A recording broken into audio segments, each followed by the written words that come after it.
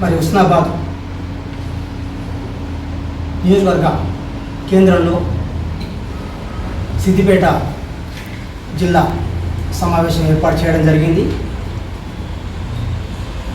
అన్న చీకట రవీందర్ గౌడ్ గారు అధ్యక్షతన ఈ యొక్క సమావేశం ఏర్పాటు చేయడం జరిగింది. ముఖ్యంగా ఈ యొక్క సమావేశం ఉద్దేశం ఏంటంటే అంటే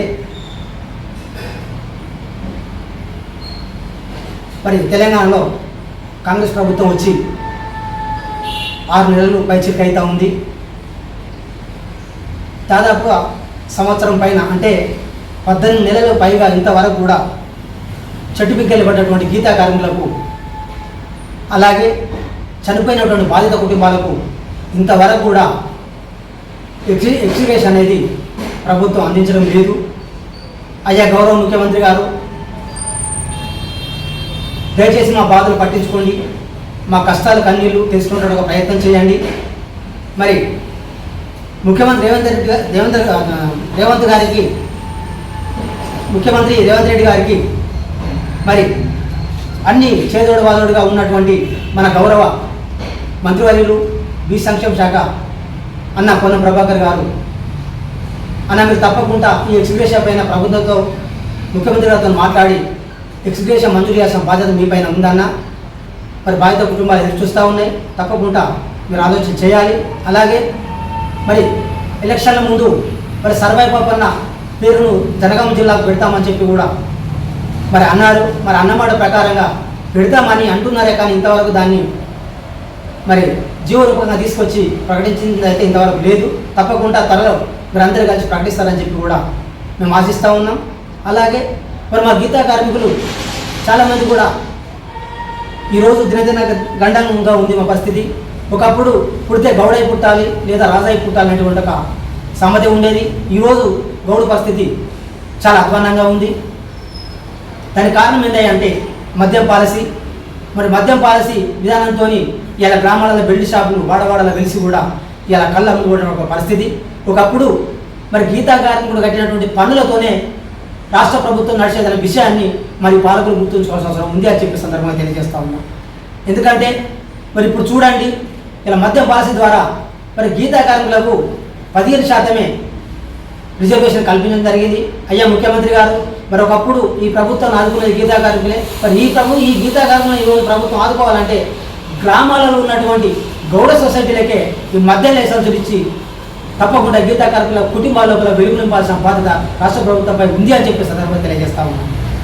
మరి ఈ విషయాన్ని గౌరవ మంత్రులైనటువంటి అన్న పొన్నం ప్రభాకర్ గారు కూడా చొరవ తీసుకొని ముఖ్యమంత్రి దృష్టికి తీసుకోవాల్సిన అవసరం ఉంది అని చెప్పి సందర్భంగా తెలియజేస్తా ఉన్నాం. అలాగే మరి గీతా కార్మికులకు 2000 పింఛన్ ఇవ్వడం జరుగుతూ ఉంది. కాబట్టి గీతా కార్మికులకు 4000 పింఛన్ ఇచ్చి గీతా కార్మికులని ఆదుకోవాల్సిన బాధ్యత కూడా ప్రభుత్వం పైన ఉంది అని చెప్పి సందర్భంగా తెలియజేస్తూ ఉన్నాం. అలాగే మరి మనం చూసినట్టయితే గ్రామాలలో మేము తాడి వనాలలో కళ్ళు అమ్ముకోవడానికి కూడా చాలా ఇబ్బందిగా ఉంది. మాకు గ్రామాలలో మరి వాళ్ళ ఏదైతే బార్ల షాపులను తలదన్న విధంగా ఇలా తాటి వనాలలో వాళ్ళ ఒక తాటి బార్లు ఏర్పాటు చేసిన బాధ్యత వనంలలో ప్రభుత్వం పైన ఉంది. మరి ఆ దృష్టి పైన కూడా దృష్టి పెట్టాలని చెప్పి కూడా ఈ సందర్భంగా తెలియజేస్తా ఉన్నాం. అలాగే మరి బీసీ సంక్షేమ శాఖ నుండి మన గౌరవ ప్రిన్సిపల్ సెక్రటరీ బుర్ర వెంకటేశ్వర గౌడ్ గారు కూడా ఒక కొత్త ప్రతిపాదనతో గత 3 సంవత్సరాలుగా మరి చెట్టుమిక్కలు పడ్డ వాళ్లకు హాస్పిటల్ ఖర్చుల నిమిత్తం బీసీ సంక్షేమ ద్వారా 15,000 రూపాయలు హాస్పిటల్ ఖర్చులకు ఇమీడియట్గా అందిస్తూ ఉన్నారు. మరి అలాగే చనిపోయిన కుటుంబాలకు కూడా దహన సంస్కారాల కొరకు 20,000 అందిస్తూ ఉన్నారు. మరి అవి మధ్య అందడం లేదు, కారణం కూడా తెలవడం లేదు. దయచేసి తప్పకుండా దానికి కూడా మరి బీ సంక్షేమ శాఖ మంత్రి కూడా అన్న పొన్నం ప్రభాకర్ గారే మరి ప్రిన్సిపల్ సెక్రటరీ బుర్ర వెంకటేశ్వర గారితో కలిసి ఈ సమస్యను కూడా పరిష్కరించాల్సిన బాధ్యత కూడా అన్న పొన్నం ప్రభాకర్ పైన ఉందని చెప్పి సందర్భంగా తెలియజేస్తా ఉన్నాం. అలాగే ఇవాళ మరి గీతా కార్మికులు చెట్టుమిక్కలు వాడు పిట్టగా రాలిపోతూ ఉంటే కూడా మరి ప్రభుత్వం ఏం చేస్తానో అర్థం కావడం లేదు. మరి గత సంవత్సరాల క్రితం ప్రిన్సిపల్ సెక్రటరీ బుర్ర వెంకటేశ్వర గారు ఒక మంచి రూపకల్పన చేసి మరి చాటుపేట ఇంకెళ్ళి పడ్డటువంటి గీతా కార్మికులు చనిపోకూడదు, ఇలా చాలామంది చనిపోతూ ఉన్నారు, కుటుంబాలు వీధిన పడతా ఉన్నాయని చెప్పి ఆలోచన చేసి ఒక సేఫ్టీ మోకులు తయారు చేసేటువంటి ఒక డెమోను ఇచ్చి కూడా మరి దాన్ని ట్రయల్ కూడా చేయడం జరిగింది.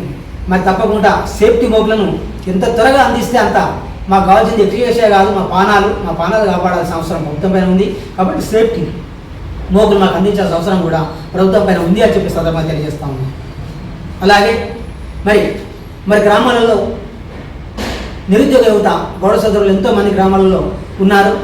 మరి వాళ్ళందరూ కూడా ఏ పని చేయక దిక్కుతోచని స్థితిలో ఉన్నారు. మరి వాళ్ళందరికీ కూడా ప్రత్యేకంగా బడ్జెట్ కేటాయించి ప్రతి ఒక్క గీతా కార్మికి కుటుంబానికి అందులో ఉన్నటువంటి యువతకు 10 లక్షల లోన్ ఇచ్చి పూర్తి సబ్సిడీపై ఒక యూనిట్లు నెలకొనే విధంగా, వాళ్ళకు స్వయం ఉపాధి యూనిట్లు నెలకొనే విధంగా ప్రభుత్వం ఆలోచన చేయాల్సిన అవసరం ఉంది అని చెప్పి సందర్భంగా తెలియజేస్తా ఉన్నాం.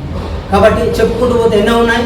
తప్పకుండా మరి గత ప్రభుత్వం మరి గీతా కార్మికులను ఏదో సవతి తల్లి ప్రేమ చూపించి చిన్న చూపు చూసింది. మరి అందుకే ప్రతి నియోజకవర్గం లోపల 23,000 నుండి మొదలు పెడితే 60,000 గీతా కార్మికులు ఉన్నాం. మరి గీతా కార్మికులు మర్చిపోయి కూడా ప్రభుత్వం అది చేస్తే మరి మొన్న జరిగినటువంటి ఎలక్షన్ లోపల గత ముఖ్యమంత్రి కేసీఆర్ని కూడా ఇంటికి సాగనంటూ కూడా మేము వేరే ప్రభుత్వం ఏర్పాటు చేయడానికి కూడా మా గీతా కార్మికులు ఎంతో సహకరించడం జరిగింది. కానీ ఇప్పుడు మళ్ళీ ఇదే ప్రభుత్వం అలాంటి ఆలోచన చేయకుండా గత ప్రభుత్వం చేసిన తప్పును ఈ ప్రభుత్వం కూడా చేయకుండా పునరాలోచన చేసి మరి గీతా కార్మికులను ఆదుకున్న రోజు తప్పకుండా మేమందరం కూడా పూర్తి స్థాయి లోపల ప్రభుత్వం సహకరిస్తాం. మా సమస్యలు పరిష్కరిస్తే, లేదంటే ప్రభుత్వంపై మా సమస్యలు సాధించుకోవడానికి కూడా మేము యుద్ధపాత ప్రతికైనా కూడా మేము పోరాటం చేస్తామని చెప్పి సందర్భంగా మనం చేస్తా ఉన్నాం. కాబట్టి తప్పకుండా రేవంత్ రెడ్డి గారి ప్రభుత్వం ఆలోచన చేయాల్సిన అవసరం ఉంది అని చెప్పి తనకు తెలియజేస్తూ ఈ అవకాశం ఇచ్చినటువంటి హుస్నాబాద్ నియోజకవర్గ ప్రజలకు గౌడ సోదరులకు ధన్యవాదాలు చెప్తూ ముగిస్తా ఉన్నాను. జై గౌడన్న, జై బాబు, జై గౌడన్న, జై గౌడన్న, జై గౌడన్న, జై పాపన్న, జై సర్దార్ పాపన్న, జై పాపన్న, జై పాపన్న. అది